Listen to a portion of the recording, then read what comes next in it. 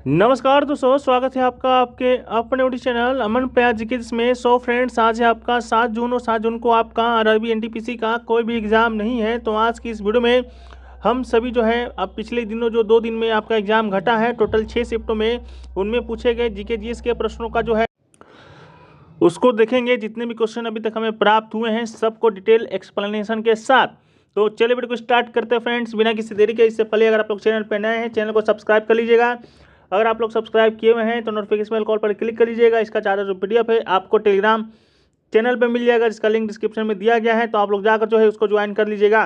तो चलिए हम लोग शुरू करते हैं आज के पहले प्रश्न से। तो आज का जो हमारा पहला प्रश्न हुआ है कि कांस फिल्म फेस्टिवल का आयोजन जो है किस देश में किया जाता है। तो इसका राइट आंसर जो है आपका ऑप्शन नंबर बी यानी कि फ्रांस हो जाएगा। कांस फिल्म फेस्टिवल जो है कांस फ्रांस में आयोजित एक वार्षिक फिल्म समारोह है। इस उत्सव ने सितंबर 1939 में अपनी शुरुआत करने का इरादा किया था, लेकिन द्वितीय विश्व युद्ध के प्रकोप ने कांस के उद्घाटन को रद्द करने के लिए मजबूर कर दिया था।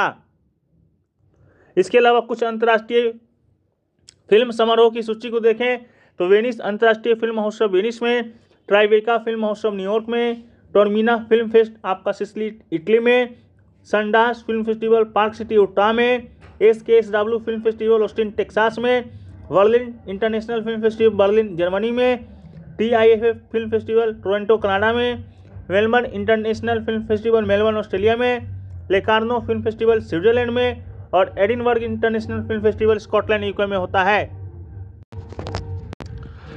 फ्रेंड्स, वीडियो में आगे बढ़ते हैं उससे पहले आपको बताते चलें कि आप लोग भी जो है अगर हमारे द्वारा चलाए जा रहे हैं आरआरबी एनटीपीसी एग्जाम के लिए क्यूज एंड PDF प्रोग्राम में जुड़ना चाहते हैं तो जुड़ सकते हैं। इसमें दोस्तों अभी जो है आपका एनालिसिस जो हो रहा है उसका डेली बेसिस पे जो क्वेश्चन मिलते हैं उसका क्यूज कराया जाता है। साथ में आपको जो है जो PDF जो है जितने भी क्वेश्चन का बन पाता है उसको आप डिटेल एक्सप्लेनेशन PDF के साथ दिया जाता है, जहाँ से ही आपके एग्जाम में प्रश्न अगले शिफ्ट में देखने को मिलते हैं। इसमें अगर आप लोग ज्वाइन होना चाहते हैं तो जुड़ सकते हैं। मात्र 49 रुपये पे जब तक आपका एग्जाम रहेगा तब तक जो है इसका वैलिडिटी रहेगा। व्हाट्सअप नंबर दिया गया है, इन व्हाट्सअप पे संपर्क करके जो है आप जुड़ सकते हैं। नहीं तो इसका लिंक भी डिस्क्रिप्शन में मिल जाएगा, कमेंट सेक्शन में मिल जाएगा। 2 महीना से ये हमारा क्यूज प्रोग्राम चल रहा है, उसका भी क्यूज अगर आप लेना चाहते हैं तो वो भी मिल जाएगा, उसका PDF भी मिल जाएगा। जितने भी क्यूज हुए हैं, PYQ का हुआ है, करंट अफेयर्स का हुआ है, सब्जेक्ट वाइज जो भी हुआ है सभी चीज़ें आपको मिल जाएगा मात्र 49 रुपये में। तो जाइए इस ऑफर का आप लोग लाभ उठाइए। डिस्क्रिप्शन में लिंक है, कमेंट सेक्शन में पिन है। हम लोग बढ़ते हैं वीडियो में आगे। तो फ्रेंड्स, हमारा जो नेक्स्ट क्वेश्चन है वह है कि 2023-24 में भारत में गरीबी सूचकांक यानी कि पॉवर्टी इंडेक्स के अनुसार गरीबी दर लगभग कितना प्रतिशत रहा था। तो इसका राइट आंसर जो है 4.9% हो जाएगा। नीति आयोग और अन्य सरकारी आंकड़ों के अनुसार 2023-24 में भारत में जो गरीबी दर हुआ घटकर वो आपका 4.9 जो है वो आपका आ गया था। नेक्स्ट क्वेश्चन है कि भारतीय संविधान का अनुच्छेद 31B जो है वो किससे संबंधित है।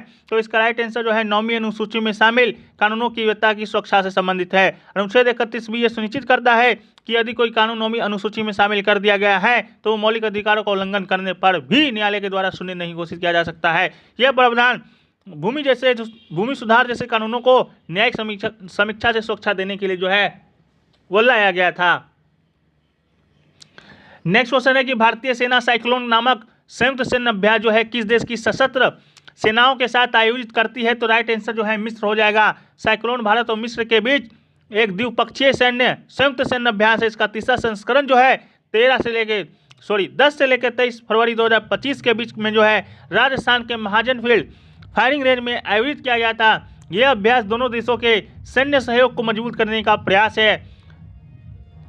इसके अलावा जो हमारा नेक्स्ट क्वेश्चन हुआ है कि निम्नलिखित में से किस प्रकार की मिट्टी में जल धारण यानी कि वाटर रिटेंशन की क्षमता सबसे अधिक होती है। राइट आंसर जो है ऑप्शन नंबर D चिकनी मिट्टी हो जाएगा। चिकनी मिट्टी की बात करेंगे तो इसमें मिट्टी के बहुत महीन कण होते हैं। इस मिट्टी की जल धारण क्षमता बहुत अधिक होती है, इस कारण ये बहुत चिपचिपा हो जाता है। इसके अलावा इस मिट्टी का उपयोग उन फसल को उगाने के लिए किया जाता है जिन्हें धान की तरह अधिक पानी की आवश्यकता होती है। इसका उपयोग जो है खिलौने बनाने में भी जो है किया जाता है। इस बात को भी आप ध्यान रखिएगा। वीडियो में आगे बढ़े उससे पहले आप लोग में से बहुत सारे लोगों का ये कमेंट आ रहा था, मैसेज आ रहा था कि हमें कोई ऐसा टेस्ट के बारे में बताइए जो बिल्कुल मुफ्त हो। तो आज मैं आपके साथ लेकर आया हूँ हॉलीवुड का free all India weekly live test के बारे में जानकारी, जो कि एवरी सैटरडे और संडे चलता है।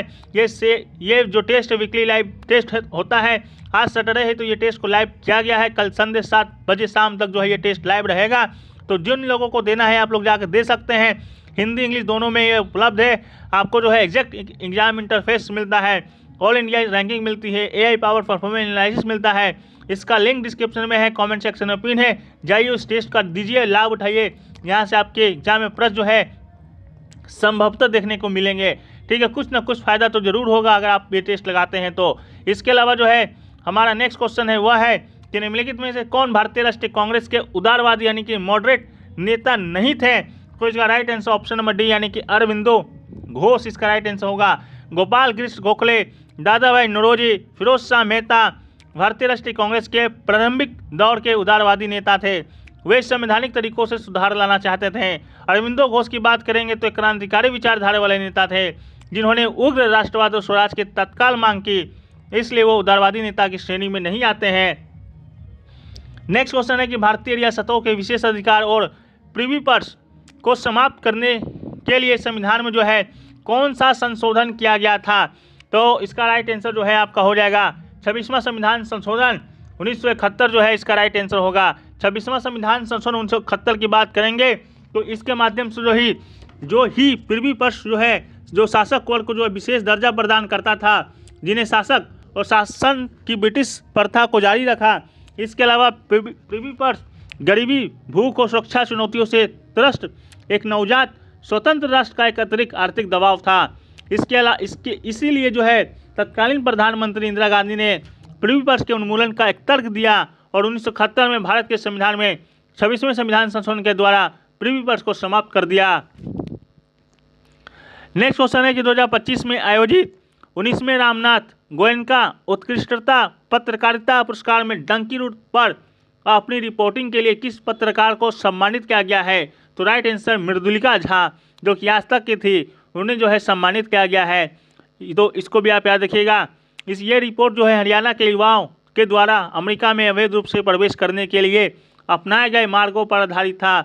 यह पुरस्कार राष्ट्रपति द्रौपदी मुर्मू के द्वारा जो है प्रदान किया गया था।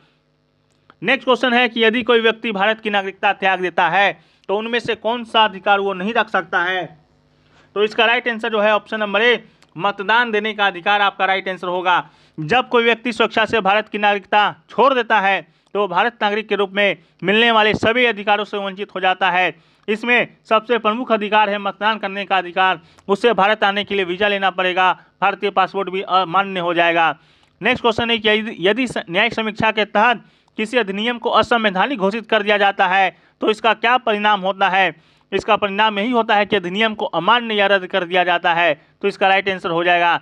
अगला है कि 2024 में हॉकी इंडिया का Balbir Singh senior player of the year पुरुष पुरस्कार जो है किसने जीता है? तो राइट आंसर हरमनप्रीत सिंह हो जाएगा। भारतीय हॉकी टीम के कप्तान हरमनप्रीत सिंह को 2024 में हॉकी इंडिया का प्रतिष्ठित Balbir Singh senior player of the year पुरुष पुरस्कार से सम्मानित जो है किया गया है। नेक्स्ट है कि डेजर्ट नेशनल पार्क जो है किस राज्य में स्थित है? राइट आंसर जो है आपका राजस्थान हो जाएगा। डेजर्ट नेशनल पार्क जो है राजस्थान में जैसलमेर के पास स्थित है। यह थार रेगिस्तान में एक अनोखी रेगिस्तानी पारिस्थितिकी तंत्र को दर्शाता है। लगभग 3162 वर्ग किलोमीटर में फैला यह पार्क रेत के टीलों और 180 मिलियन वर्ष पुराने प्राचीन जीवाश्मों से समृद्ध है। यह पार्क गंभीर रूप से संकटग्रस्त ग्रेट इंडियन बस्टेड का निवास स्थान भी है, जो इस क्षेत्र में संरक्षण का एक महत्वपूर्ण केंद्र है। नेक्स्ट क्वेश्चन है कि भारत के पश्चिमी तट को जो है निम्नलिखित में से किस नाम से जाना जाता है? तो राइट आंसर कोंकण, करावली और मालाबार इसका राइट आंसर हो जाएगा। भारत के पश्चिमी तट को जो है मुख्य रूप से 3 क्षेत्रों में जो है बांटा जाता है। कोंकण हो गया जो कि महाराष्ट्र के क्षेत्र को कहते हैं। इसके अलावा करावली जो है कर्नाटक के क्षेत्र रीजन को कहा जाता है और मालाबार जो है केरल के रीजन को कहा जाता है। यह तट विभिन्न सांस्कृतिक और भौगोलिक विशेषताओं के लिए प्रसिद्ध है। अगला है गोंड पेंटिंग को स्थानीय रूप से क्या कहा जाता है? तो राइट आंसर जो है किट्टा हो जाएगा। गोंड कला की पारंपरिक पेंटिंग को स्थानीय भाषा में किट्टा कहा जाता है, जिन्हें जनगढ़ कलम, पट्टचित्र, डिगना या भित्ति चित्र भी कहा जाता है, जो मध्य प्रदेश और छत्तीसगढ़ के जनजातीय समुदाय की प्रसिद्ध कला है। अगला है कि मानसून में बदलाव का सबसे प्रमुख कारण क्या है? तो इसका राइट आंसर जलवायु परिवर्तन और ग्रीन हाउस गैसों की बढ़ती सांद्रता इसका राइट आंसर होगा। इसके अलावा जलवायु परिवर्तन के कारण वैश्विक तापमान और आर्द्रता में तेजी से बदलाव होते हैं। जिससे मानसून के पैटर्न प्रभावित होते हैं। वायुमंडल में ग्रीन हाउस गैसों की बढ़ती सांद्रता मानसून में अनियमितता का एक प्रमुख कारण है। अगला है कि जब किसी वस्तु को गर्म किया जाता है तो उसके कणों में क्या परिवर्तन होता है। तो इसका राइट आंसर जो है, कण जो है तेजी से कंपन करने लगते हैं और वस्तुएं फैलती है। इसके अलावा नेक्स्ट क्वेश्चन है कि 1299 से लेकर 1301 के दौरान मंगोलों के आक्रमण के समय दिल्ली का सुल्तान कौन था। राइट आंसर जो है अलाउद्दीन खिलजी हो जाएगा। अलाउद्दीन खिलजी के समय में या उसके शासनकाल में जो है मंगोलों ने 2 बार आक्रमण किया था। पहली बार 1299 में और इसके बाद जो है 1302 और 1303 में जो है आपका आक्रमण किया था। अलाउद्दीन खिलजी ने अपने सैनिकों के लिए श्री नामक एक नए गैरिसन शहर का निर्माण कराया था। इसको भी याद रखिएगा। अलाउद्दीन खिलजी की बात करेंगे, दिल्ली सल्तनत के खिलजी वंश का एक शक्तिशाली शासक था जो कि 1296 से 1316 तक जो है शासन किया था। नेक्स्ट क्वेश्चन है कि नीति आयोग के पहले राज्य कोषीय स्वास्थ्य सूचकांक 2025 में जो है किस राज्य ने जो है शीर्ष स्थान प्राप्त किया है। तो राइट आंसर जो है आपका उड़ीसा हो जाएगा। नीति आयोग के द्वारा पहले जारी राजकोषीय स्वास्थ्य सूचकांक 2025 में ओडिशा ने 18 प्रमुख राज्यों में जो है शीर्ष स्थान प्राप्त किया है, जो उसकी वित्तीय स्थिरता और सुधारों का प्रतीक है। नीति आयोग के बारे में बात करते हैं तो नीति आयोग की स्थापना जो है 2015 में हुआ था। इसके जो अध्यक्ष होते हैं वो आपके प्रधानमंत्री होते हैं। एक आपका उपाध्यक्ष होता है जो कि आपके वर्तमान में सुमन बेरी है। इसके अलावा एक आपका सीईओ होता है जो कि BR सुब्रमण्यम है। नीति आयोग जो है आपका योजना आयोग के स्थान पे आया था, इस बात को भी आप याद रखिएगा। नेक्स्ट है कि सम्राट कनिष्क ने किस धर्म को अपनाया था। तो राइट आंसर जो है बौद्ध धर्म हो जाएगा। कनिष्क जो है कुषाण वंश का शासक था। कुषाण वंश की स्थापना जो है कुजुल कड़फिसस के द्वारा जो है किया जाता है। इसके अलावा जो है चौथा बौद्ध परिषद जो है ये आपका कनिष्क के शासनकाल में ही कश्मीर के कुंडल वन में आयोजित हुआ था, जिसको भी आप याद रखिएगा। नेक्स्ट क्वेश्चन है कि भारतीय संविधान का अनुच्छेद 31A किससे संबंधित है। तो ये जो है संपत्ति के अधिकार की समाप्ति से संबंधित है। अगला है कि भारतीय संविधान का 105वां संशोधन किससे संबंधित है। तो ये राज्य को अपनी OBC सूची को बनाने का अधिकार देता है, उससे संबंधित है। ये जो संशोधन है आपका 2021 में हुआ था, ठीक है। अगला है कि निम्नलिखित में से 15 अप्रैल 2025 तक विराट कोहली के संबंध में कौन सा कथन सही है। तो इसका राइट आंसर था कि 1000 चौके और छक्के। ये 1000 चौके प्लस छक्के यानी कि चौका छक्का 1000 मार चुका है, ठीक है। ये कथन ही सही था। बाकी जो भी कथन दिए गए थे कि 10,000 रन पूरे किए हैं, बिल्कुल नहीं। IPL में 10,000 रन पूरा नहीं किया है। इसके अलावा 5 बार IPL का खिताब जीता है, नहीं 5 बार कहाँ से जीतेगा। 2026 यानी 2025 में ही जो है ये आपका पहला IPL खिताब जो है विराट कोहली के द्वारा जीता गया है, जो कि RCB के टीम ने जो है जीता है। अगला है कि भारतीय नौसेना दिवस 2024 का थीम क्या है। तो राइट आंसर नवाचार और स्वदेशीकरण के माध्यम से शक्ति और समर्थ इसका राइट आंसर होगा। इसके अलावा नौसेना दिवस जो है हर साल 4 दिसंबर को नौसेना की भव्यता, उपलब्धियों और भूमिका का जश्न मनाने के लिए किया जाता है।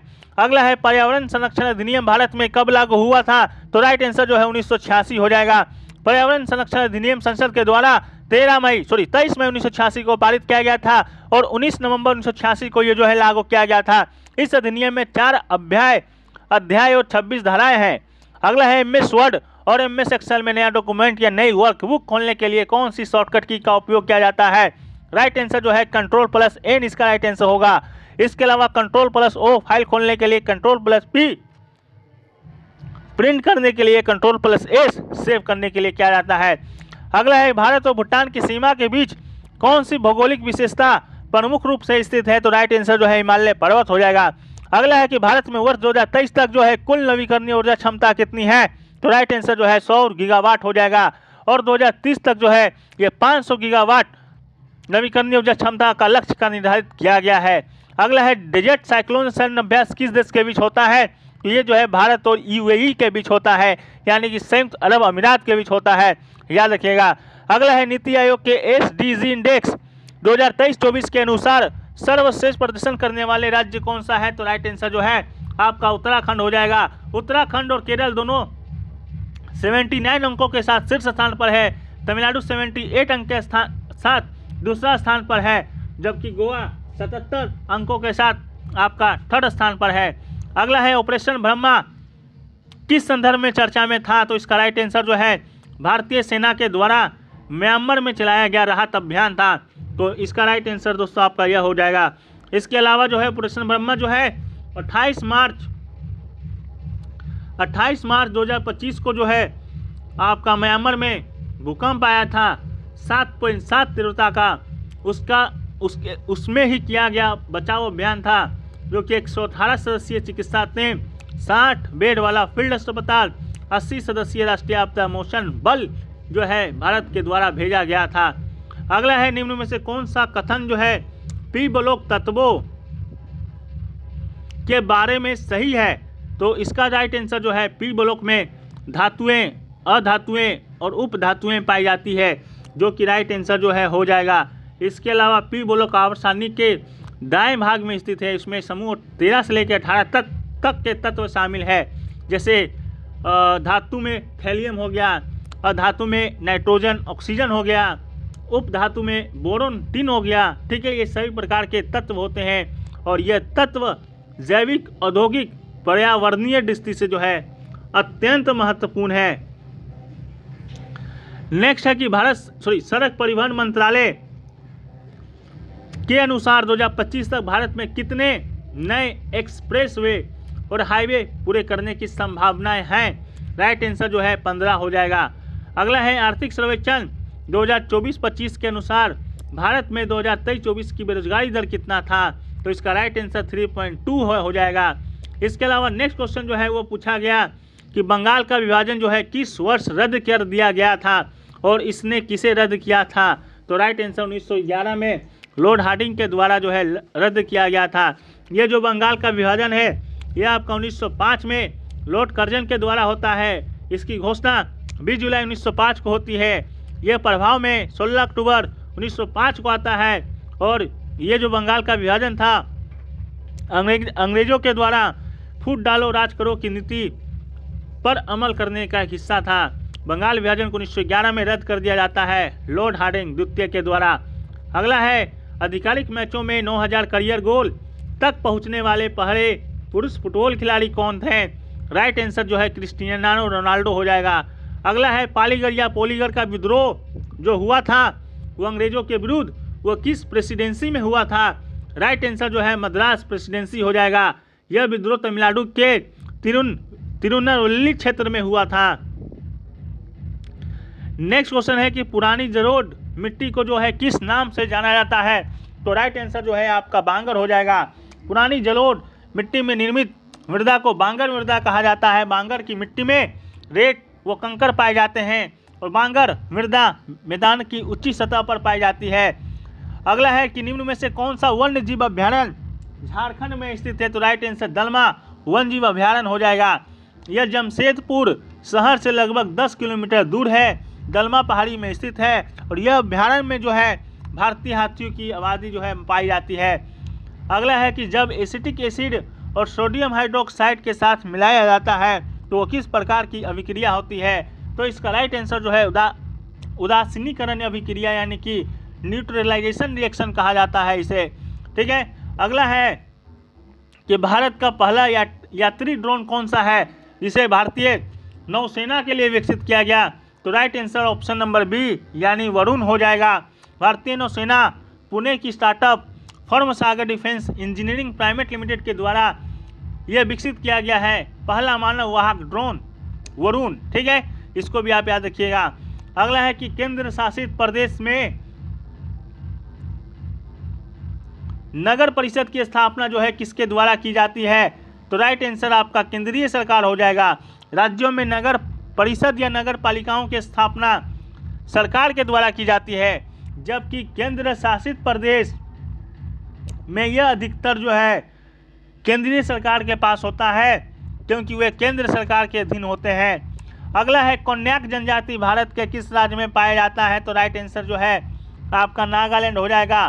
कोन्याक पूर्वोत्तर भारतीय राज्य इंग्लैंड के मूल निवासी का एक प्रमुख नागा जातीय समूह है। वे मोन जिले में रहते हैं जिसे अंग की भूमि के रूप में जाना जाता है। अगला है कि कार्यशील युवा वर्किंग यूथ का सामान्यतः कौन सा आयु वर्ग जो है वह माना जाता है। तो राइट आंसर जो है 15 से लेकर 64 वर्ष इसका राइट आंसर होगा। कार्यशील आयु वर्ग में 15 से 64 वर्षों का होता है 14 वर्ष या उससे कम और 65 वर्ष या उससे अधिक आयु के लोग जो है गैर कार्यशील संख्या में आते हैं। अगला है प्राचीन जनसंख्या में उत्तरापथ मार्ग किससे जोड़ता है? तो इसका राइट आंसर जो है गंगा नदी के किनारे शहर को पंजाब और तक्षशिला से जो है जोड़ता है। नेक्स्ट क्वेश्चन है कि भारत के संविधान में कौन सा अनुच्छेद सर्वोच्च न्यायालय को रिट जारी करने का अधिकार देता है? तो इसका राइट आंसर अनुच्छेद 32 होगा। भारत के संविधान का अनुच्छेद 32 सर्वोच्च न्यायालय को रिट जारी करने का अधिकार देता है। रिट यदि किसी विशेष तरीके से अधिनियमित करने या अधिनियम से दूर करने के अदालत या कानूनी प्राधिकरण के नाम पर लिखित आदेश का एक रूप है। सर्वोच्च न्यायालय अनुच्छेद 32 के तहत, उच्च न्यायालय 226 के तहत 5 प्रकार का रिट जारी करता है। उन 5 प्रकारों में पहला वंदी प्रत्यक्षीकरण, दूसरा परमादेश, तीसरा प्रतिषेध, चौथा उत्प्रेषण और पांचवा जो है अधिकार परीक्षा है। ठीक है, तो इसको भी याद रखिएगा।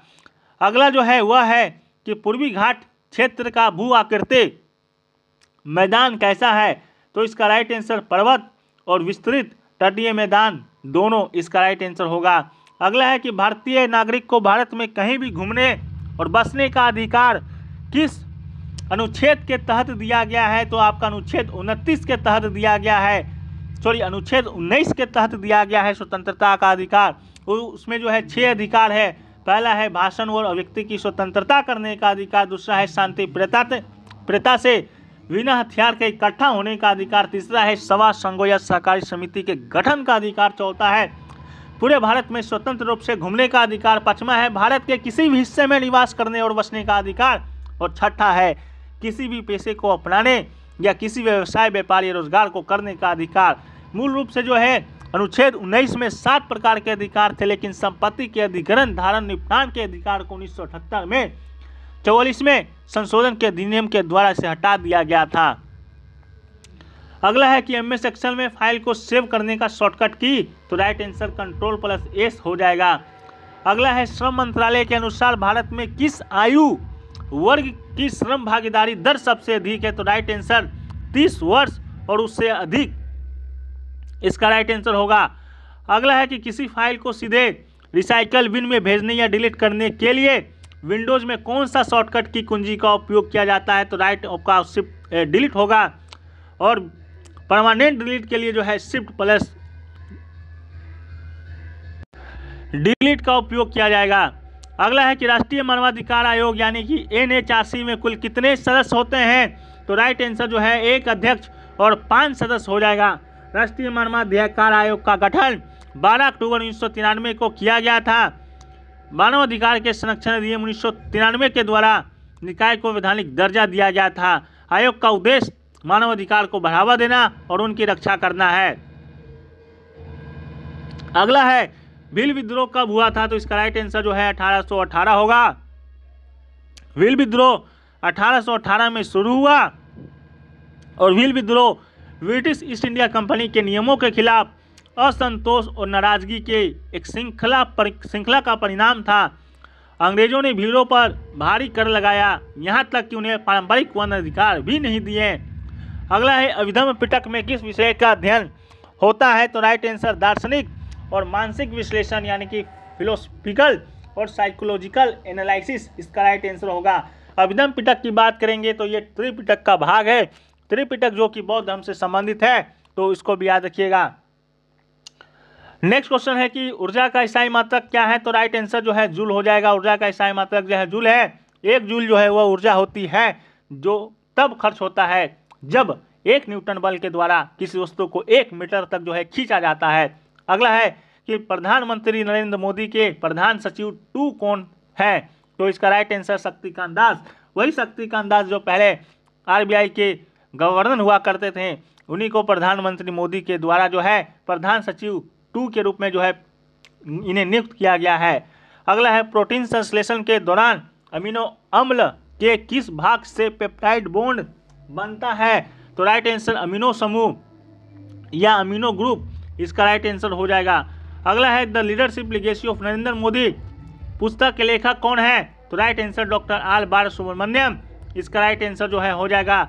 अभी हाल ही में इस पुस्तक को डॉक्टर प्रोफेसर सिंह के द्वारा जो है विमोचित किया गया था। तो इसको भी आप जो है याद रखिएगा। फ्रेंड्स, हमारा जो नेक्स्ट क्वेश्चन है वह है कि जमीन और संपत्ति से जुड़े मामले जो है किस न्यायालय में देखे जाते हैं। तो इसका राइट आंसर जो है आपका दीवानी न्यायालय यानी सिविल कोर्ट आपका राइट आंसर होगा। जमीन और संपत्ति से संबंधित विवाद को जो है सामान्यतः दीवानी न्यायालय यानी कि सिविल कोर्ट से सुलझाया जाता है। और यह न्यायालय संपत्ति अनुबंध, वसीयत आदि से जुड़े दीवानी मामले को देखता है। फौजदारी अदालत जो है, फौजदारी न्यायालय जो है अपराध से संबंधित मामले को देखता है। और राजस्व न्यायालय जो है वो राजस्व मामलों से संबंधित मामलों को देखता है। अगला है कि नगरों में बिजली और पानी, सड़कों आदि की व्यवस्था कौन करता है।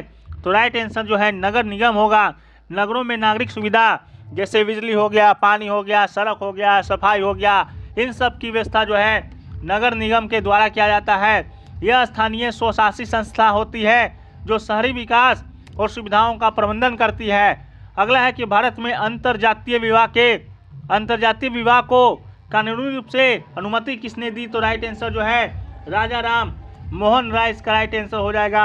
राजा राम मोहन राय ने सामाजिक सुधारों में महत्वपूर्ण भूमिका निभाई और अंतर्जातीय विवाह को जो है कानूनी मान्यता देने के लिए संघर्ष किया, जिससे भारतीय समाज में सामाजिक समानता को बढ़ावा मिला। अगला है कि इनमें से कौन सा रासायनिक अभिक्रिया नहीं है। तो इसका राइट आंसर पानी का जमना इसका राइट आंसर हो जाएगा। इसके अलावा रासायनिक परिवर्तन और भौतिक परिवर्तन होता क्या है। तो रासायनिक परिवर्तन की बात करते हैं तो वो परिवर्तन जिसमें पदार्थ के संगठन में परिवर्तन होना है रासायनिक परिवर्तन कहलाता है।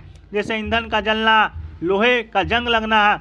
भौतिक परिवर्तन में नया पदार्थ उत्पन्न नहीं होता है, केवल पदार्थ के भौतिक गुणों में परिवर्तन होता है। लेकिन रासायनिक परिवर्तन में नया पदार्थ बनता है और पदार्थ के रासायनिक गुणों में परिवर्तन भी होता है। किसी पदार्थ के रासायनिक गुण उसके रासायनिक संगठन पर निर्भर करता है।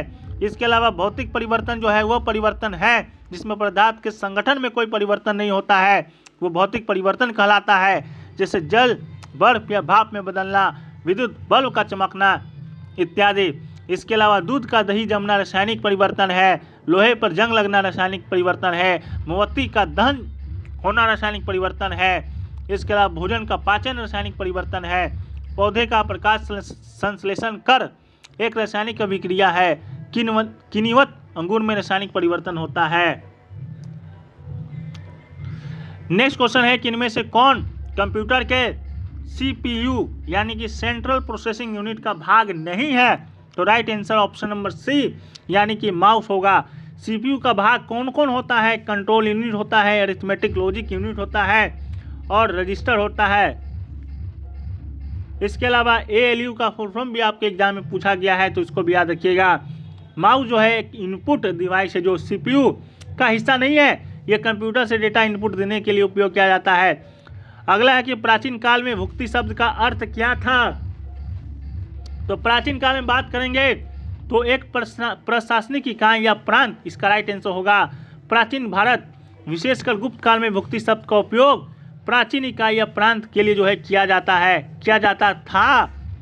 नेक्स्ट क्वेश्चन जो है वह है कि जब सोडियम कार्बोनेट और अमोनियम क्लोराइड को मिलाया जाता है तो हाइड्रोलिसिस के बाद निम्न में से किसमें थोड़ा अम्लीय यानी एसिडिक गुण पाया जाता है। तो राइट आंसर अमोनियम क्लोराइड इसका राइट आंसर हो जाएगा। इसके अलावा जो है नेक्स्ट क्वेश्चन पूछा गया कि नवंबर 2024 में डेयरी मिशन के तहत हर वर्ष नवंबर महीने में कौन सा दिवस मनाया जाता है। तो नवंबर महीने में जो है वो आपका राष्ट्रीय दुग्ध दिवस जो है मनाया जाता है। इसके अलावा नेक्स्ट क्वेश्चन जो पूछा गया और वे दूध दिवस कब मनाया जाता है। तो हर साल 26 नवंबर को मनाया जाता है। अगला है कि लैंगिक असमानता सूचकांक जेंडर इनइक्वालिटी इंडेक्स 2025 में भारत का स्थान तो 102 था, इसको भी आप याद रखिएगा। 193 देशों में 102 स्थान भारत ने प्राप्त किया है। 2022 में 108 स्थान था।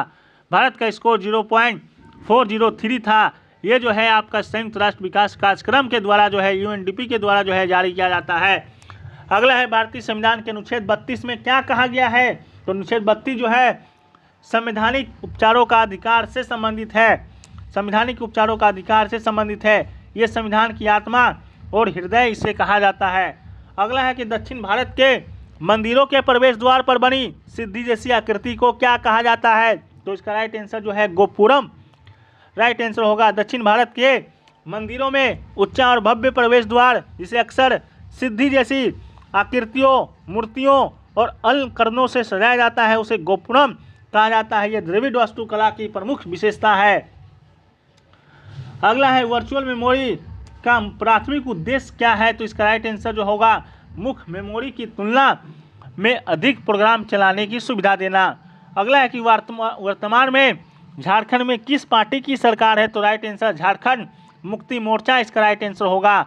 नवंबर 2024 में झारखंड में विधानसभा का चुनाव हुआ और झारखंड मुक्ति मोर्चा ने महागठबंधन इंडिया ब्लॉक के तहत कांग्रेस, राजद और सीपीआई एमएलए लिबरेशन के साथ मिलकर 56 सीटें जीती, जिसमें बहुमत हासिल हुआ।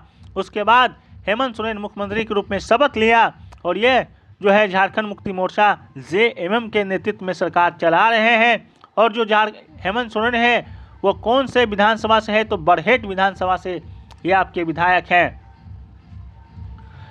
अगला है कि कुचिपुड़ी नृत्य रूप किस राज्य का पारंपरिक नृत्य है, तो राइट आंसर जो है आंध्र प्रदेश हो जाएगा। इसके अलावा भरतनाट्यम जो है तमिलनाडु का, कथक जो है नॉर्थ इंडिया का, कथकली जो है केरला का, कुचिपुड़ी जो है आंध्र प्रदेश का, मणिपुर का मणिपुरी, मोहिनीअट्टम जो है केरला का, उड़ीसा है उड़ीसी का और सतरिया है सतरा का, मतलब सतरिया है असम का। अगला है रणथंभौर टाइगर रिजर्व जो है कहाँ पर स्थित है, तो इसका राइट आंसर जो है आपका राजस्थान हो जाएगा। रणथंभौर टाइगर रिजर्व आपका राजस्थान में है। यह एक प्रसिद्ध राष्ट्रीय उद्यान है, बाघों के संरक्षण के लिए जाना जाता है। इसके अलावा कुछ और टाइगर रिजर्व को देखें तो नागा अर्जुन श्री सेलम जो आपका है वो आंध्र प्रदेश में है। नामदफा जो है आपका अरुणाचल प्रदेश में है। काजीरंगा मानस नामेरी जो है असम में है।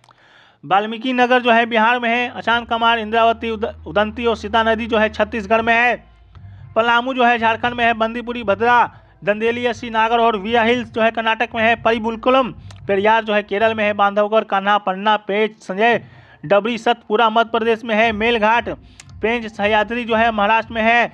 इसके अलावा डंपा जो है मिजोरम में है। सतकोसिया और सिमलीपाल उड़ीसा में है। मुकुट पहाड़ी, सरिस्का, रणथंभौर जो राजस्थान में है। अन्नामलाई कलाकार, इसके अलावा सत्यमंगलम जो है तमिलनाडु में है। कटेरिया घाट एक्सटेंशन दुधवा जो है उत्तर प्रदेश में है। कॉर्बेट जो है उत्तराखंड में है। बुक्सा और सुंदरवन जो है वो आपका पश्चिम बंगाल में है। अगला है बाबरनामा को किसने लिखा, तो इसका राइट आंसर जो है बाबर हो जाएगा। बाबरनामा मुगल सम्राट बाबर के द्वारा लिखी गई आत्मकथा है जिसमें उन्होंने अपने जीवन, युद्ध और अनुभवों का जो है विस्तार से अध्ययन किया है, वर्णन किया है। अगला है नुआखाई त्यौहार जो है कब शुरू होता है, तो ये जो है अगस्त सितंबर में शुरू होता है। नुआखाई त्यौहार मुख्य रूप से झारखंड, छत्तीसगढ़, उड़ीसा के आदिवासी समुदाय के द्वारा मनाया जाता है। यह फसल के स्वागत का उत्सव है और आमतौर पर अगस्त सितंबर के महीने में आयोजित होता है। अगला है कि जलवायु परिवर्तन सूचकांक CCPI में 2025 में भारत का रैंक, तो इसका राइट आंसर 10वां इसका राइट आंसर होगा। 2025 में भारत जो है 10वां स्थान जो है प्राप्त किया था।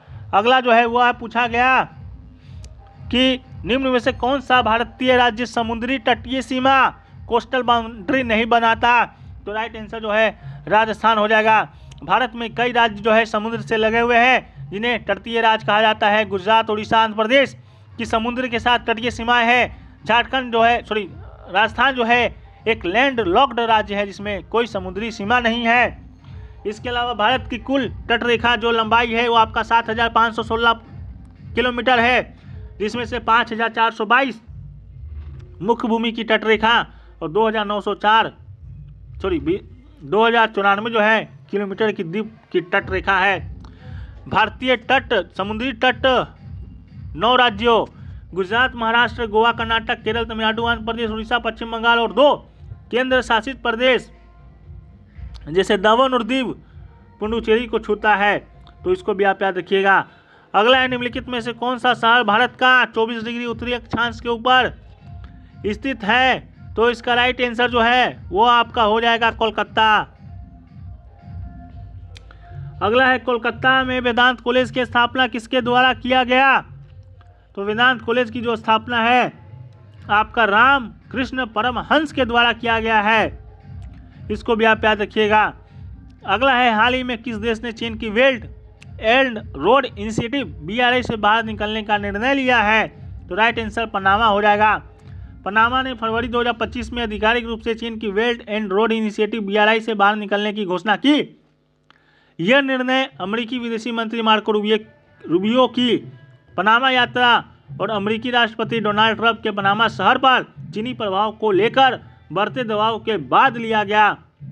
और पनामा के राष्ट्रीय रोस राउल मुलिनो ने कहा कि इस परियोजना से पनामा को कोई महत्वपूर्ण लाभ नहीं हुआ है और उन्होंने चीन से 3 महीने की नोटिस अवधि के साथ समझौते को समाप्त करने की प्रक्रिया शुरू की है। अगला है कि 2025 में भारत के वर्तमान नियंत्रक महालेखा परीक्षक यानी कि CAG कौन है? राइट आंसर आपके के संजय मूर्ति हो जाएंगे। इसके पहले जो है गिरीश चंद्र मुर्मू आपके जो है CAG हुआ करते थे, लेकिन अब जो है के संजय मूर्ति है। अगला है पाइका विद्रोह किस स्थान पर हुआ? तो ये आपका उड़ीसा में हुआ था 1817 में। अगला है कि भारत का पूर्वी तटीय मैदान कहाँ तक फैला हुआ है? तो यह पश्चिम बंगाल से लेकर तमिलनाडु तक फैला हुआ है। इसके अलावा पश्चिम तटीय मैदान की बात करेंगे तो इसका विस्तार गुजरात तट से लेकर केरल के तट तक है। और पश्चिम तटीय मैदान को 4 भागों में बांटा जाता है: गुजरात का तटीय मैदान, कोंकण का तटीय मैदान, कन्नड़ का तटीय मैदान और मालाबार का तटीय मैदान। अगला है कि जलवायु परिवर्तन प्रदर्शन सूचकांक CCI 2025 में कितने देशों का मूल्यांकन किया गया? तो कुल 64 देशों का मूल्यांकन किया गया है। 63 देश था, एक आपका यूरोपीय संघ था। अगला है तख्त बहीमठ किस देश में स्थित है? तो राइट आंसर आपका पाकिस्तान हो जाएगा। इसके अलावा भारत में और प्रसिद्ध बौद्ध मठ को देखें तो लुम्बिनी जो कि भगवान बुद्ध का जन्म स्थान है, बोध गया जहाँ पर भगवान बुद्ध को ज्ञान की प्राप्ति हुआ, सारनाथ जहाँ पर जो है बुद्ध ने दिव्य ज्ञान देना प्रारंभ किया, कुशीनगर जहाँ पर महापरिनिर्वाण यानी कि बुद्ध का मृत्यु हुआ। इसके अलावा दीक्षा भूमि या नागपुर जो स्थान है जो भारत में बौद्ध का पुनरुत्थान जो है यहाँ पर हुआ था। और प्रसिद्ध बौद्ध मठ में हेमिस मठ जो कि आपका जम्मू कश्मीर में है, ताबो मठ जो कि हिमाचल प्रदेश में है, मैक्लोडगंज मठ जो है ये आपका कहाँ पर है? तो ये जो है बौद्ध धर्म के सुगलक खग कॉम्प्लेक्स भारत के सबसे पवित्र शहरों में से है और मैक्लोडगंज की दक्षिण पश्चिम इलाकों में 44वें दलाई लामा का आधिकारिक निवास है यानी कि हरियाणा हिमाचल प्रदेश में है। ठीक से मठ जो है ये आपका लेह में है, तवांग मठ आपका अरुणाचल प्रदेश में है, याद रखिएगा। अगला है झारखंड के मुख्यमंत्री हेमंत सोरेन किस विधानसभा क्षेत्र से विधायक है? तो अभी हमने बताया बरहेट से है। अगला है कि भारत ने वर्ष 2025 में किस अंतर सरकारी संगठन यानी IGO की अध्यक्षता ग्रहण किए? तो इसका राइट आंसर 1979 BOP IGO इसका राइट आंसर होगा। भारत ने 2025 में बंगाल की खाड़ी अंतर सरकारी संगठन Bay of Bengal programme intergovernmental organisation की अध्यक्षता संभाली। ये संगठन 1979 में संयुक्त राष्ट्र के खाद्य एवं कृषि संगठन FAO के कार्यक्रम के रूप में हुआ है। अगला है कि 2011 के 97वें संविधान संशोधन अधिनियम के तहत संविधान में सहकारी समितियों से संबंधित कौन सा प्रमुख परिवर्तन किया गया? तो सहकारी समितियों के गठन का अधिकार मौलिक अधिकार बना दिया गया। ठीक है, तो इसको याद रखिएगा। अगला है साबरमती नदी किस राज्य से होकर गुजरती है निकलती है? तो राइट आंसर आपका राजस्थान हो जाएगा, ऑप्शन नंबर से। साबरमती नदी का उद्गम जो है राजस्थान के उदयपुर जिले के अरावली पहाड़ी से होता है, यह गुजरात राज्य से होकर बहती है। इसके अलावा भारत की प्रमुख नदियों के बारे में हम लोग बात करें तो गंगा जो कि बंगाल की खाड़ी में गिरती है, गंगोत्री ग्लेशियर से निकलता है। सतलज जो है तिब्बत में राक्षसताल झील से निकलता है। सिंधु जो है कैलाश पर्वत श्रृंखला के तिब्बती क्षेत्र में बुखारचू के पास की ग्लेशियर से निकलता है। रावी जो है हिमाचल प्रदेश के चंबा जिले से। व्यास जो है व्यासकुंड हिमाचल प्रदेश से निकलता है। झेलम जो है वेरिनाग स्प्रिंग फिर पंजाब रेंज से निकलता है। यमुना जो है यमुनोत्री ग्लेशियर बंदर से निकलता है। चंबल जो है सिंगोरी चौड़ा महू इंदौर जिला मध्य प्रदेश से। घाघरा तिब्बत चीन से। कोची जो है ये आपका नेपाल से निकलता है। बेतवा जो है मध्य प्रदेश से। सोन जो है अमरकंटक से निकलता है। ब्रह्मपुत्र जो है वो मानसरोवर झील के पास से निकलता है। इसके अलावा जो है नर्मदा भी अमरकंटक से। ताप्ती जो है मध्य प्रदेश बैतूल जिला से। महानदी छत्तीसगढ़ से। लूनी राजस्थान से। घग्गर हिमालय से। साबरमती राजस्थान से। कृष्णा जो है महाराष्ट्र से। गोदावरी जो है महाराष्ट्र से। कावेरी जो है कर्नाटक से। तुंगभद्रा जो है वो भी आपका कर्नाटक से निकलता है। अगला है भारत के नियंत्रक एवं महालेखा परीक्षक CAG से संबंधित कौन सा अनुच्छेद लागू होता है? तो राइट आंसर अनुच्छेद 148 से 151 आपका राइट आंसर होगा। इसके अलावा जो है FTF का पूर्ण रूप क्या है? तो right answer file transfer protocol इसका राइट आंसर होगा, जिसका उपयोग कंप्यूटरों के बीच फाइलों को ट्रांसफ़र करने के लिए किया जाता है, विशेष रूप से इंटरनेट पर। अगला है महिला प्रीमियर लीग WPL 2025 का खिताब किस टीम ने जीता? तो राइट आंसर आपका मुंबई इंडियंस हो जाएगा। महिला प्रीमियर लीग 2025 का आयोजन जो है 14 फरवरी से लेकर 15 मार्च 2025 तक हुआ था, जिसमें कुल 5 टीमों ने भाग लिया था। Mumbai Indians, Delhi capital, Gujarat giants, royal Challengers Bangalore और यूपी वॉरियर्स। अगला है कि मुंबई इंडियंस ने दिल्ली कैपिटल को 8 रन से हराया था और अपना दूसरा WPL खिताब जो है जीता।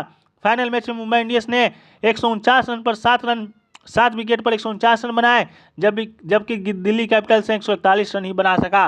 प्लेयर ऑफ द मैच आपका हरमनप्रीत कौर जो कि मुंबई इंडियंस की थी उसको मिला। सीरीज आपका नट साइबरब्रंट को मिला। सर्वाधिक रन में जो है नट साइबरब्रंट ही बनाया था।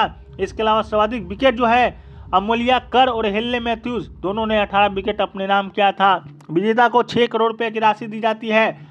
वेन्यू बेंगलुरु, लखनऊ, मुंबई, बड़ोदरा था। टूर्नामेंट का प्रारूप जो है डबल राउंड रोबिन और प्लेऑफ था। पिछला विजेता 2024 में रॉयल चैलेंजर बेंगलोर था जो कि दिल्ली को ही हराकर खिताब जीता। दिल्ली कैपिटल जो है लगातार 3 वर्षों 2023-24-25 में फाइनल में पहुंची, लेकिन खिताब नहीं जीत सके। नेक्स्ट क्वेश्चन जो है वो पूछा गया कि स्वदेशी आंदोलन जिसमें जो है विदेशी वस्तुओं के बहिष्कार का आह्वान किया गया था, वो किस वर्ष जो है प्रारंभ हुआ था? तो इसका राइट आंसर जो है 1905 हो जाएगा। स्वदेशी आंदोलन जो है 7 अगस्त 1905 को बंगाल के कलकत्ता टाउन हॉल में घोषित किया गया था, जब भारत के तत्कालीन वायसराय लॉर्ड कर्जन ने जुलाई 1905 में बंगाल विभाजन की घोषणा की थी। तो भारतीय राष्ट्रीय कांग्रेस ने बंगाल में स्वदेशी आंदोलन की शुरुआत की थी। इसके अलावा स्वदेशी आंदोलन जो है एक विरोध आंदोलन के रूप में शुरू किया गया था, जिसने देश में बहिष्कार आंदोलन को भी जन्म दिया। स्वदेशी आंदोलन में बाल गंगाधर तिलक, विपिन चंद्र पाल, लाला लाजपत राय प्रमुख लोग थे। इसके अलावा 1906 के कलकत्ता अधिवेशन में दादा भाई नौरोजी की अध्यक्षता में स्वदेशी का प्रस्ताव पारित किया गया था।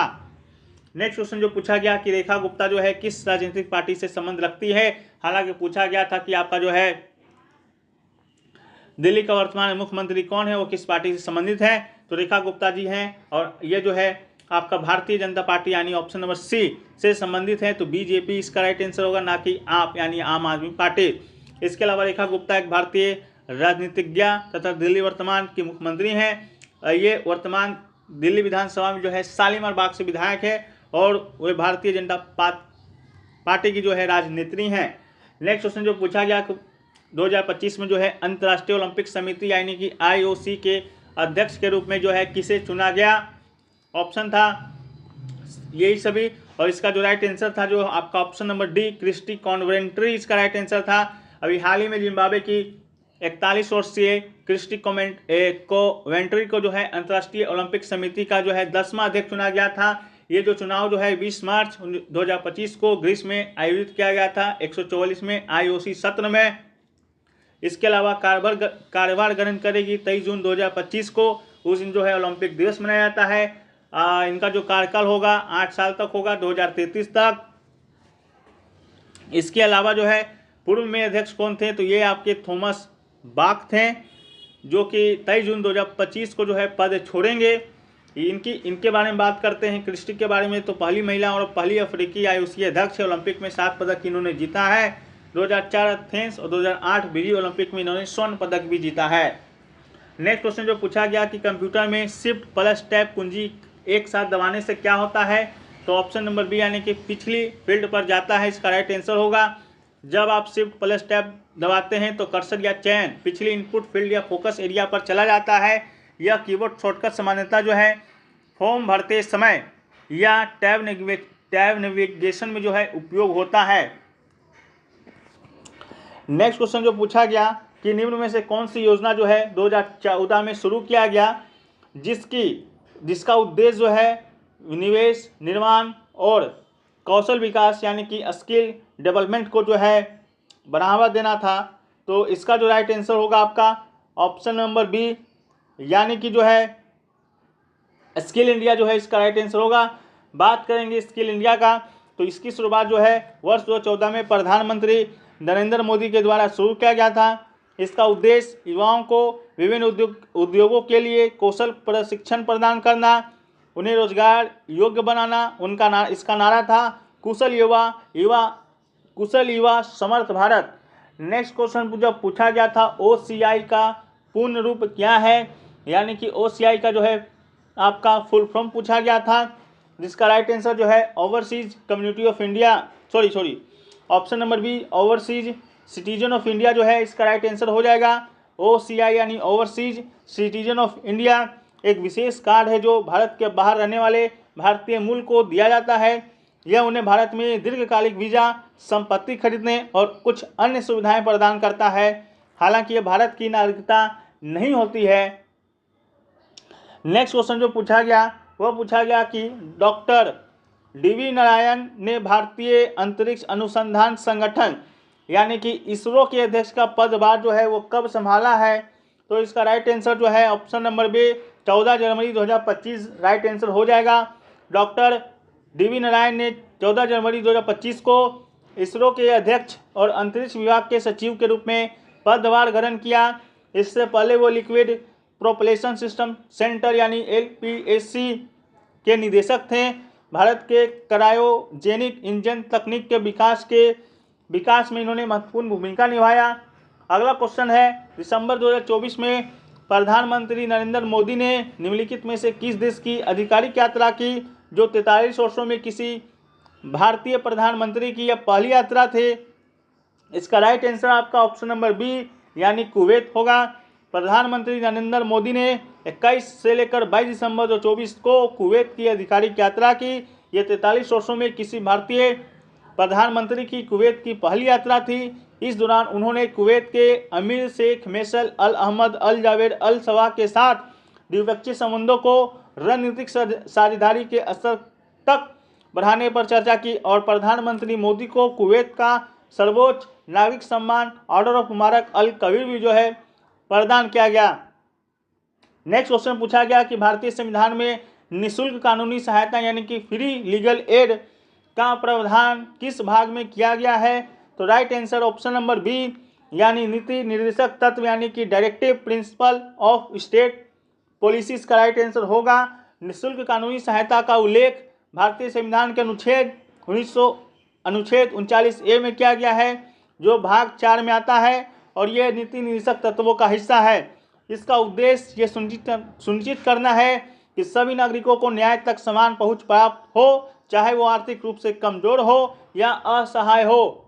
नेक्स्ट क्वेश्चन पूछा गया कि DNA में थायमिन के स्थान पर उरेसिल का उपयोग क्यों नहीं किया जाता है, तो इसका राइट आंसर जो है ऑप्शन नंबर सी यानी कि उरेसिल DNA में साइटोसिन के डीएमिनेशन से बन सकता है, जिससे त्रुटियों की पहचान करना कठिन हो जाता है। इसका राइट आंसर हो जाएगा। इसके अलावा DNA में थायमिन का उपयोग इसलिए किया जाता है क्योंकि साइटोसिन के डीएमिनेशन से उरेसिल बन सकता है। यदि DNA में पहले से उरेसिल मौजूद हो तो ये कोशिका ये पता नहीं लगा पाएगी कि यह सही उरेसिल है या साइटोसिन के टूटने से बना है।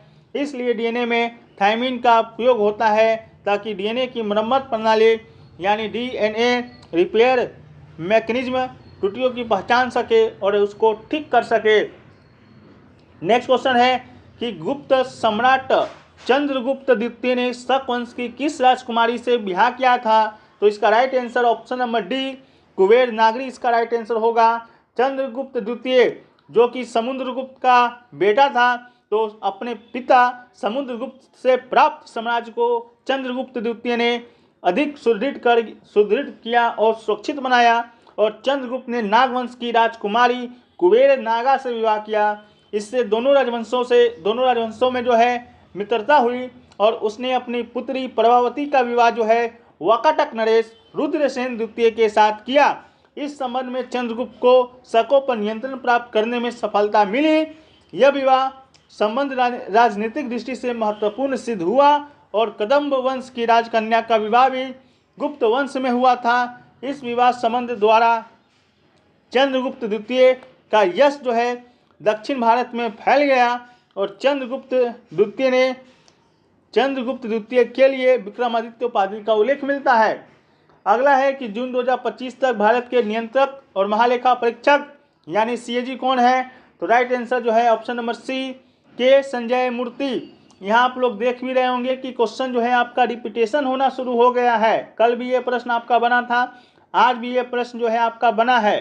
ठीक है, तो आप लोग जो है क्या कर सकते हैं, इसके लिए जो है हमने जो है जितना दिन आपका एग्ज़ाम चल रहा है उसके लिए जो है आपका best quiz and PDF program को लॉन्च किया है। इसमें जो है जितने मैंने एक दिन में जो आपका एग्जाम होता है तीन शिफ्ट में और 120 प्रश्न पूछे जाते हैं, तो उनमें से जितने भी प्रश्न हमें मिल पाते हैं, ठीक है, उसका हम डेली रात को जो है क्यूज कराते हैं। साथ में जो है आपको उसका पीडीएफ भी विथ डिटेल एक्सप्लेनेशन के साथ मिलता है। प्राइवेट ग्रुप में पेड ग्रुप है जिसका चार्ज जो है 49 रुपये है, तो इसमें आप लोग जुड़ सकते हैं। हिंदी इंग्लिश दोनों में ये आपका चलता है, पीडीएफ भी चलता है और क्यूज भी हिंदी इंग्लिश में चलता है। जुड़ने के लिए आप हमें व्हाट्सअप कर सकते हैं, नहीं तो उसका लिंक भी डिस्क्रिप्शन में आपको मिल जाएगा, वहाँ से भी आप लोग ज्वाइन कर सकते हैं। व्हाट्सएप पर मैसेज कर ये क्यूज एंड पीडीएफ बहुत ही बेहतरीन है। आपके शिफ्ट में जो है आप बहुत सारे प्रश्न जो है ये आपके फंसाएंगे, क्योंकि प्रश्न आपका अब जो है रिपीटेड होना शुरू हो गया है। जैसा कि जो लोग कल भी देखे होंगे वीडियो, उनको मालूम होगा कि ये प्रश्न आपका कल भी बना था और ये प्रश्न आपका आज भी बना है, ठीक है। तो वर्तमान में भारत के नियंत्रक और महालेखा परीक्षक सीएजी जो है के संजय मूर्ति हैं, और इन्होंने जो है गिरीश चंद्र मुर्मू का स्थान लिया है और 20 नवंबर 2024 को यह पदभार ग्रहण किए थे, और उनकी नियुक्ति जो है भारत के राष्ट्रपति के द्वारा अनुच्छेद 148 के तहत की गई थी। अगला है, निम्नलिखित में से कौन सा उदाहरण जो है ऑस्मोसिस यानी कि परासरण का सही उदाहरण है? तो राइट आंसर जल का पौधों की जड़ों से तना में ऊपर चढ़ना, इसका राइट आंसर होगा। ऑस्मोसिस का यह प्रक्रिया जिसे अर्ध पारगम्य झिल्ली के माध्यम से कम सांद्रता वाले घोल से अधिक सांद्रता वाले घोल की ओर जल का प्रवाह होता है, और पौधों की जड़ों में मिट्टी से जल का अवशोषण इसी सिद्धांत पर आधारित होता है। अगला है कि भारतीय संविधान में 74वें संविधान संशोधन 1992 के बाद जो है किस शहरी निकाय को धीरे धीरे समाप्त कर दिया गया? तो right answer option number D यानी कि नगरीय समिति, नोटिफाइड एरिया कमिटी, इसका राइट आंसर होगा। 1992 में 74वां संविधान संशोधन हुआ। लागू होने के बाद शहरी स्थानीय निकायों की एक स्पष्ट 3 स्तरीय संरचना तय की गई, नगर निगम, नगर पालिका और नगर पंचायत। इसके बाद नगर समितियों जैसे अंतरिम व्यवस्थाओं को धीरे धीरे बंद कर दिया गया, क्योंकि ये संवैधानिक रूप से मान्यता प्राप्त निकाय नहीं थे। अगला है कि ग्राम सभा क्या होता है? तो इसका right answer option number B यानी कि गांव के सभी 18 वर्ष या उससे अधिक उम्र के मतदाताओं का एक सभा है, जहां गांव के विकास और निर्णयों पर चर्चा होता है। इसी प्रकार का ऑप्शन आपके एग्जाम में दिए गए थे। अगला है कि गुप्त काल में भूमि का नियंत्रण और राजस्व संबंधी कार्यों के लिए जो है नियुक्त अधिकारी को क्या कहा जाता था? तो इसका राइट आंसर भूवृत्त आपका इसका राइट आंसर हो जाएगा। इसके अलावा जो है नेक्स्ट क्वेश्चन जो है, निम्नलिखित में किस भारतीय खिलाड़ी को जो है अंतर्राष्ट्रीय ओलंपिक समिति यानी IOC के द्वारा जो है आपका ओलंपिक ऑर्डर से सम्मानित किया गया? इसी प्रकार से 4 ऑप्शन जो है आपके एग्जाम में दिए गए थे। नीरज चोपड़ा था, मनु भाकर थी, इसके अलावा अभिनव बिंद्रा थे, इसके अलावा जो है PV सिंधु थी। तो इसका जो राइट आंसर होगा वो आपका हो जाएगा ऑप्शन नंबर सी, अभिनव बिंद्रा। अभिनव बिंद्रा जो है भारत के पहले व्यक्तिगत ओलंपिक स्वर्ण पदक विजेता हैं, और इनको जो है 2024 में अंतर्राष्ट्रीय ओलंपिक समिति के द्वारा जो है ओलंपिक ऑर्डर से जो है सम्मानित किया गया था। इसके अलावा जिसमें उनकी खिलाड़ी के रूप में उपलब्धियां और ओलंपिक मूल्यों के प्रचार में उनकी भूमिका भी शामिल है, ठीक है। तो ये क्वेश्चन आपका ये पूछा गया था। इसके अलावा जो है नेक्स्ट क्वेश्चन पूछा गया कि किस अनुसूची के अंतर्गत जो है जनजातियों की कल्याण संबंधित है? तो इसका जो राइट आंसर होगा वह आपका 5वीं और 6ठी अनुसूची हो जाएगा। इसके अलावा जो है दोनों अनुसूची में क्या क्या दिया गया है? तो भारत का जो 5वां अनुसूची है, इस अनुसूची के अंतर्गत जो है 4 राज्यों को छोड़कर किसी भी राज्य के अनुसूचित जनजातीय क्षेत्रों के प्रशासन और नियंत्रण से संबंधित प्रावधान उल्लिखित है। वो कौन कौन से 4 राज्य है? तो असम, मेघालय, त्रिपुरा और मिजोरम है। इसके अलावा भारतीय संविधान की 6ठी अनुसूची के अंतर्गत की बात करेंगे तो इस अनुसूची के अंतर्गत पूर्वोत्तर के 4 राज्यों के अनुसूचित जनजातियों क्षेत्रों के प्रशासन और नियंत्रण से संबंधित है। नेक्स्ट क्वेश्चन जो है वो पूछा गया था कि भारत और चीन के सेना संबंधी पुराने समझौते जैसे कि बॉर्डर एग्रीमेंट या गलवान घाटी संघर्ष के बाद की स्थिति से जुड़ा हुआ प्रश्न को पूछा गया था कि उस एग्रीमेंट को जो है कब समाप्त किया गया है। तो इसका राइट आंसर आपका 2020 था। भारत और चीन के बीच 1993 में और 96 के बॉर्डर मैनेजमेंट समझौता पीस एंड ट्रैंक्विलिटी एग्रीमेंट के तहत ये तय था कि LAC यानी कि लाइन ऑफ एक्चुअल कंट्रोल पर शांति बनी रहेगी और हथियारों की इस्तेमाल नहीं होगा। लेकिन 2020 में गलवान घाटी संघर्ष के बाद दोनों देशों की सेनाएं आमने सामने आ गई और उन समझौतों का उल्लंघन हुआ और इस वजह से 2020 में दोनों देशों ने पुराने सैन्य समझौते की वैधता पर सवाल उठाए और व्यवहारिक रूप से उसे निष्क्रिय वापस कर दिया। नेक्स्ट क्वेश्चन पूछा गया कि सौरा नृत्य जो है वो किस राज्य में किया जाता है। तो सौरा नृत्य की जब हम लोग बात करेंगे तो इसका जो राइट आंसर होगा वो फ्रेंड्स आपका उड़ीसा हो जाएगा। सौरा नृत्य जो है उड़ीसा राज्य में किया जाता है। यह नृत्य जो है सौरा जनजाति के द्वारा किया जाता है। उड़ीसा के आदिवासी समुदाय में से एक है और यह नृत्य उनकी सांस्कृतिक पहचान परंपराओं को दर्शाता है। सौरा नृत्य में पारंपरिक वेशभूषा, संगीत और नृत्य मुद्राएं शामिल होती हैं जो इसे विशिष्ट बनाती है। इसके अलावा जो नेक्स्ट क्वेश्चन जो पूछा गया वो पूछा गया कि पाचन एक जटिल प्रक्रिया है जिसमें अंतःग्रहण, अवशोषण, पाचन, उत्सर्ग और आत्मसात होता है। प्रक्रियाओं को सही क्रम में जो है व्यवस्थित करना है। हम नहीं कहते हैं कि आपका जो है एग्जैक्ट क्वेश्चन यही आया था, लेकिन इससे संबंधित क्वेश्चन जो है आपका आया था, जिसका राइट आंसर आपका स्टूडेंट जो है अंतःग्रहण बताए थे। तो सही क्रम भी जो है पहले अंतःग्रहण है, पाचन है, अवशोषण है, आत्मसात है और आपका उत्सर्ग है। इसके अलावा भोजन को शरीर में ले जाने की प्रक्रिया को हम लोग जो है अंतःग्रहण कहते हैं और सरल पदार्थों में भोजन के जटिल घटकों के विश्लेषण को पाचन कहा जाता है। इसके अलावा पचा हुआ भोजन अब आंत की दीवार में रक्त वाहिकाओं में गुजर जाता है। इस प्रक्रिया को अवशोषण कहा जाता है और अवशोषित पदार्थों को रक्त वाहिकाओं के माध्यम से शरीर के विभिन्न अंगों में पहुंचाया जाता है जहां उनका उपयोग शरीर के द्वारा आवश्यक प्रोटीन जैसे जटिल पदार्थों के निर्माण के लिए किया जाता है। इसे आत्मसात कहा जाता है और उत्सर्जन के द्वारा शरीर से अवांछित अवशिष्ट पदार्थ को हटाने की प्रक्रिया को जो है उत्सर्जन कहा जाता है। नेक्स्ट क्वेश्चन है कि 1530 में जो है किसने साम्राज्य को सुदृढ़ कर जो है मर गया था। तो इसका राइट आंसर आपका बाबर हो जाएगा। जैसा कि आपको पता होना चाहिए कि बाबर जो है भारत में मुगल वंश का स्थापना करने वाला शासक था, जिसने 1526 में जो है यह आपका मुगल साम्राज्य की नींव जो है भारत में डाला था और 1530 में जो है अपने साम्राज्य को मजबूत करने के बाद मृत्यु प्राप्त कर ली थी और वह 1526 से 1530 तक भारत पर शासन किया था। 1526 में जो है पानीपत का यह प्रथम युद्ध लड़ा था इब्राहिम लोदी के साथ, जो कि लोदी वंश का अंतिम शासक था। इसके अलावा बाबर का उत्तराधिकारी की बात करेंगे तो यह आपका हुमायूं था। इसे ही ये सत्ता अपना सौंपा था। और हुमायूं की बात करेंगे तो 1530 से 1540 और फिर 1555 से 1556 तक ये शासन किया था और शेर शाह सूरी के बीच जो है उन्हें अपनी सत्ता खोनी पड़ी थी 1540 से 1555 के बीच तक।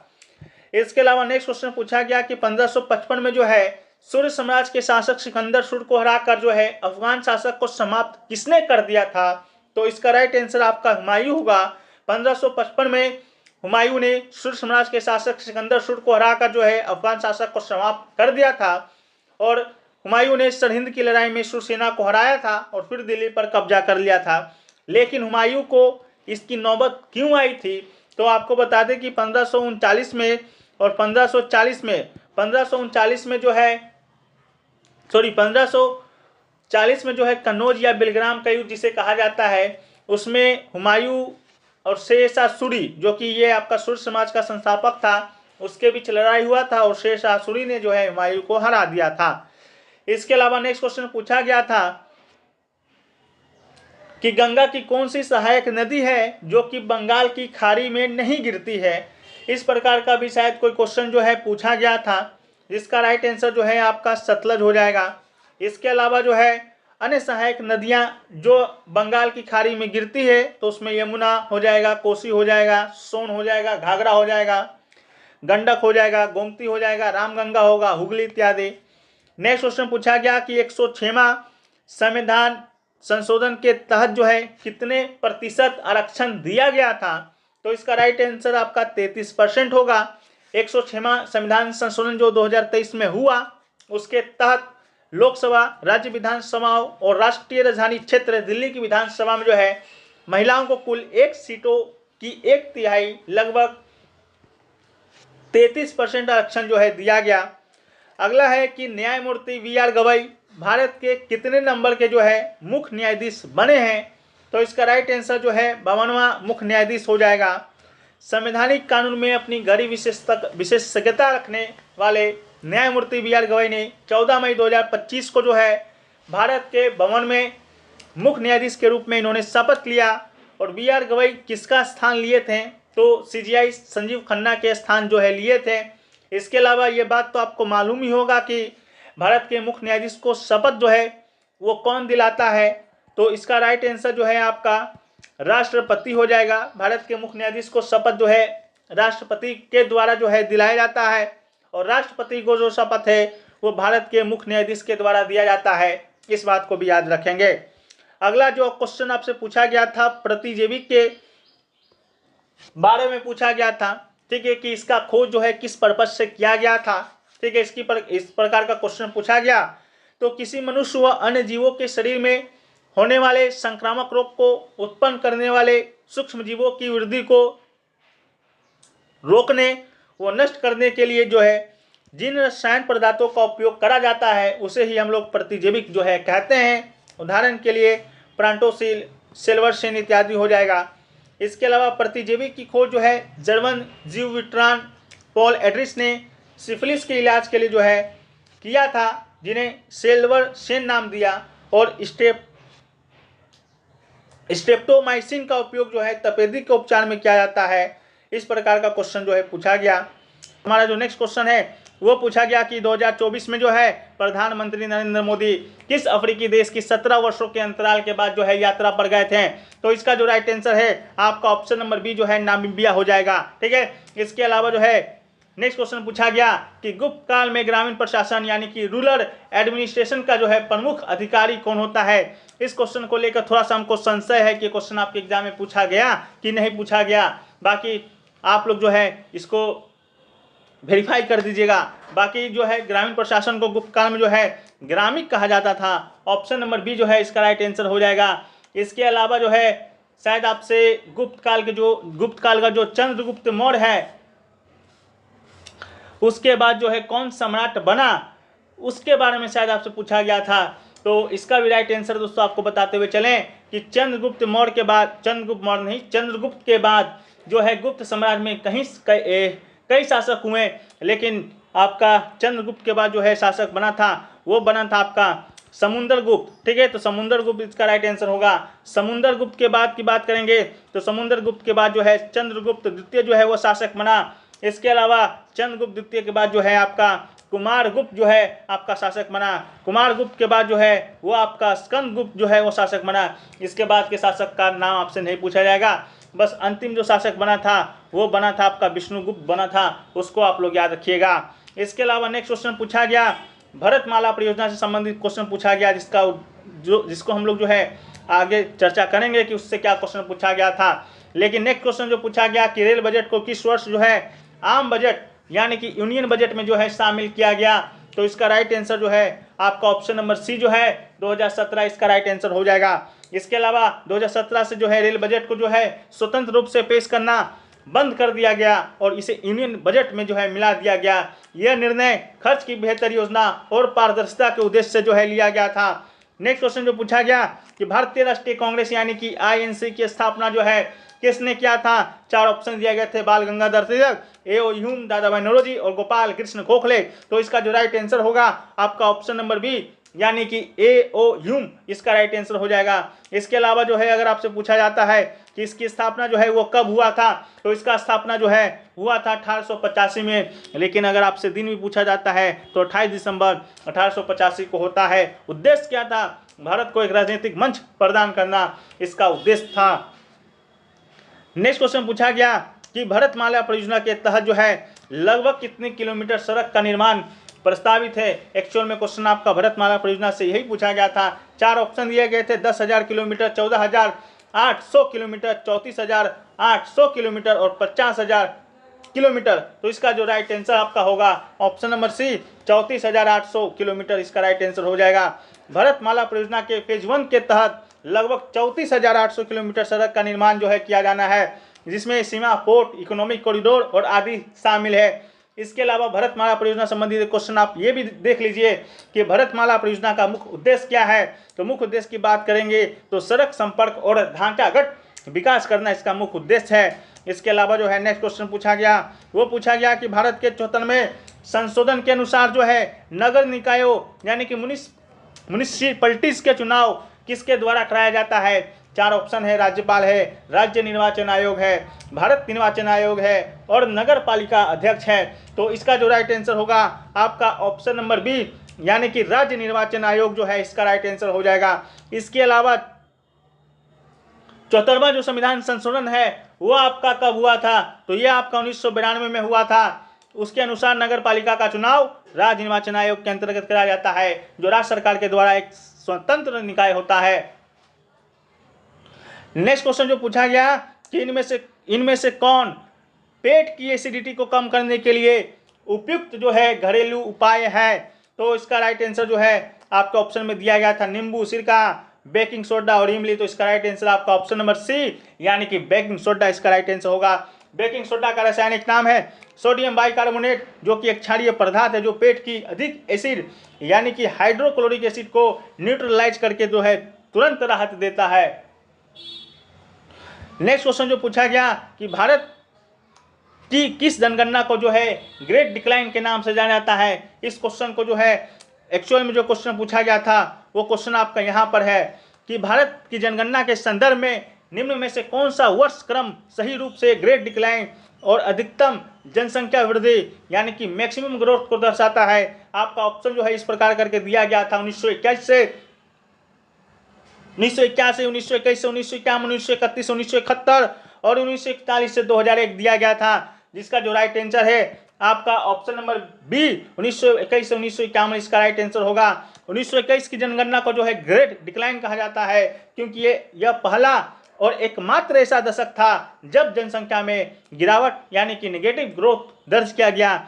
इसका प्रमुख कारण महामारी और अकाल था। इसके अलावा 1951 की जनगणना के दशक 1941 से 51 में भारत की जनसंख्या वृद्धि दर सबसे अधिक यानी कि पोस्ट इंडिपेंडेंस इंडिया के बाद रिकॉर्ड की गई, जिसे जनसंख्या विस्फोट की शुरुआत जो है माना जाता है।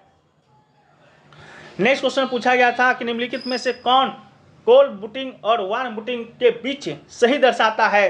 4 ऑप्शन इसी प्रकार से दिए गए थे, जिसका राइट आंसर जो है ऑप्शन नंबर सी था कि कोल्ड बूटिंग का मतलब कंप्यूटर को पहली बार या पूरी तरह बंद होने के बाद चालू करना होता है, जबकि वार्म बूटिंग का मतलब पहले से चालू सिस्टम को रीस्टार्ट करना होता है। ठीक है, ये क्वेश्चन जो है पूछा गया था आपके एग्जाम में। इसके अलावा जो है और क्वेश्चन पूछा गया और क्वेश्चन जो था वो था कि वित्त वर्ष 2023-24 में भारत की कुल गरीबी दर क्या थी। एसबीआई रिपोर्ट के अनुसार जो है आपका प्रश्न पूछा गया था। एक्चुअल में क्या प्रश्न पूछा गया था इसके बारे में तो मुझे भी उतना नॉलेज नहीं है, लेकिन हम लोग यहाँ पर एसबीआई रिपोर्ट को जो है पूरा देख लेंगे, कहीं ना कहीं उसका उत्तर जो है हमें मिल जाएगा। तो एक्चुअल में जो आपका जो प्रश्न एसबीआई रिपोर्ट से देखने को मिला था उसको हम लोग एक बार देखें, लेकिन उसके पहले इसका जो राइट आंसर होगा यानी कि कुल गरीबी दर जो है वो क्या रही, तो वो आपका ऑप्शन नंबर सी यानी कि 4 से लेकर 4.5% जो है इसका आपका राइट आंसर होगा। ठीक है, पॉवर्टी रेट ही पूछा गया था, तो इसका राइट आंसर जो है 4 से लेकर 4.5% हो जाएगा। लेकिन इसी से संबंधित कुछ सिमिलर क्वेश्चन है, उसको एक बार आप लोग देखते हुए चलिए कि 2023-24 में ग्रामीण भारत की गरीबी दर क्या बताई गई, तो 4.86%।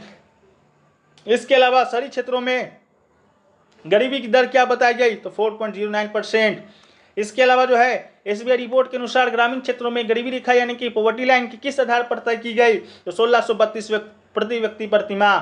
इसके अलावा नेक्स्ट क्वेश्चन है कि एसबीआई रिपोर्ट के अनुसार कौन सा सर्वेक्षण गरीबी की गणना के लिए उपयोग किया जाता है, तो option number C household consumption expenditure survey. इसके अलावा नेक्स्ट क्वेश्चन जो पूछा गया वो जो आपका पूछा गया था, वो पूछा गया कि सोल वृक्ष यानी कि सोल ट्री जो है वो मुख्य रूप से जो है किस वनों में जो है वो पाया जाता है। तो सोल वृक्ष की बात करते हैं तो ये जो है आपका 4 ऑप्शन इसी प्रकार से दिए गए थे। क्या क्या दिया गया था? तो दिया गया था ऑप्शन ए शुष्क पर्णपाती वन, ऑप्शन बी मैंग्रोव वन, ऑप्शन सी उष्णकटिबंधीय सदाबहार वन, ऑप्शन डी माउंटेन सदाबहार वन। तो इसका right answer option number D था, माउंटेन सदाबहार वन। इसके अलावा जो है सोल का वृक्ष जो है दक्षिण भारत के पश्चिम घाटों के मोंटे में एवरग्रीन फॉरेस्ट में जो है पाया जाता है। यह ऊंचाई वाले क्षेत्रों में पाए जाने वाले विशिष्ट और नमीदार सदाबहार जंगल है। ठीक है, तो ये क्वेश्चन आपके एग्जाम में पूछा गया था।